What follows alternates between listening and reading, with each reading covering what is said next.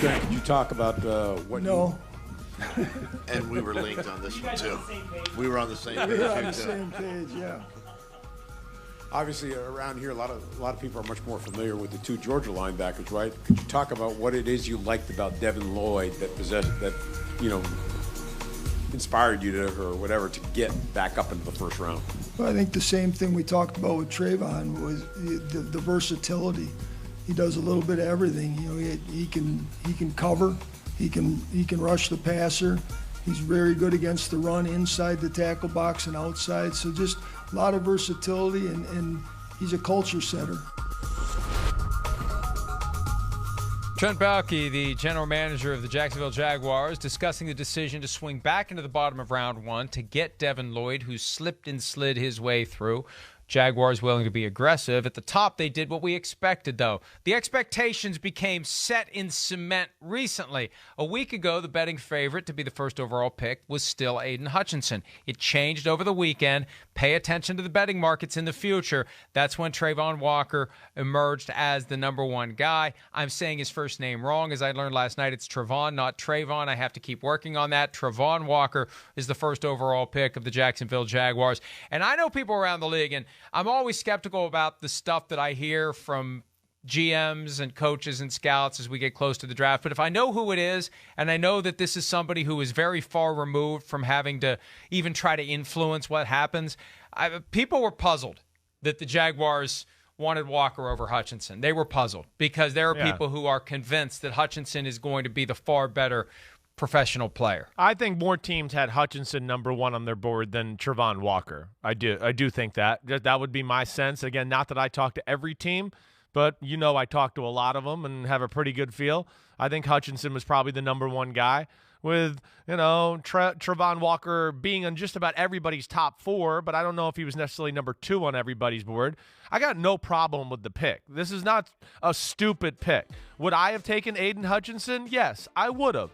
But it would have been a tough decision. I would have taken Aidan Hutchinson because I just would have felt like, he's a little safer, right? And I'm Jacksonville, and we just need something that we know for sure can work. But they're going for the home run here. They are. And this is a guy that, again, I'll say, he's got all the same talent and measurables that Myles Garrett had coming out of Texas A&M as the number one pick as well. It's the same human being. He just wasn't allowed to play the same style of football in college that Myles Garrett was. So that's where it's a projection, because you never got to see him be like, get outside, be a wide nine technique, and just you can be an edge rusher. We had this discussion a little, Mike. So, again, I would have taken Hutchinson, but I love this player. He has a higher ceiling than Hutchinson to me, and you can never go wrong with something we talk about. A big physical dude in the trenches. Even if he doesn't become a superstar, he's your starting defense end for the next 8 years at a very high level. We had both talked ourselves into the Jaguars taking an offensive lineman yesterday, though, because they got to protect Trevor Lawrence. So they end up using 2 first-round picks last night, and they're both defensive guys. They trade back in and they get a linebacker, and they had that great defense 5 years ago. And as we said yesterday, what the hell did it do for them? Well, it almost got them to the Super Bowl, but it's been completely splintered. Now they're rebuilding the defense as they try to build the pieces around the offense. And that's part of the challenge. Any draft pick you make, you got to take care of both sides of the ball. You can't be so skewed one way or the other that it makes your team weaker. And the Jaguars paying attention to defense with 2 first-round picks last night, the one we knew they had and the one they acquired during the process. But, look, there's a curse to having that first overall pick. When there isn't a clear number one guy, at some point you got to make the decision. And we saw the clip there. Doug Peterson and Trent Baalke seemed kind of relaxed and happy. I think maybe they're relaxed and happy because it's over. Because while you're going through that process, you've got to pick who you're going to pick. And they were hoping to trade down a few spots. The phone never rang with an offer to trade up. No one loved someone so much that they were willing to make the move and invest the extra capital necessary to do it.